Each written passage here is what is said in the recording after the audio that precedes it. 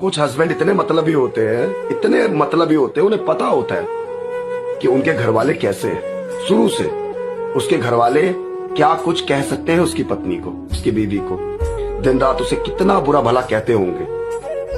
पर जब सुबह जाकर रात को आता है ना, तो सोचता है लड़ाई बढ़े ना, इसलिए अपनी पत्नी को ही डरा के धमका के चुप करवा देता है। अपनी पत्नी को ही कहता है छोड़ो ना, बड़े हैं, बोल दिया बोल दिया। एक बार नहीं, हर बार यही होता है।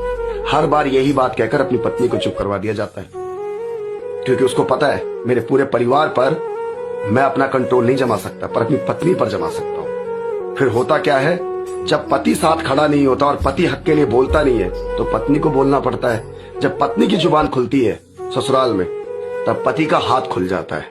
वो अपनी पत्नी को सही होने के बावजूद भी अपनी पत्नी को मारना शुरू कर देता है, अपने परिवार में अच्छा बनने के लिए, ये दिखाने के लिए कि मैं अच्छा बेटा हूं, एक अच्छा भाई हूं।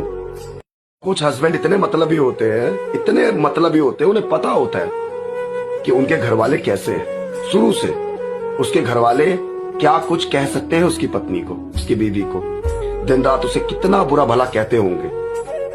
पर जब सुबह जाकर रात को आता है ना, तो सोचता है लड़ाई बढ़े ना, इसलिए अपनी पत्नी को ही डरा के धमका के चुप करवा देता है। अपनी पत्नी को ही कहता है छोड़ो ना, बड़े हैं, बोल दिया बोल दिया। एक बार नहीं, हर बार यही होता है।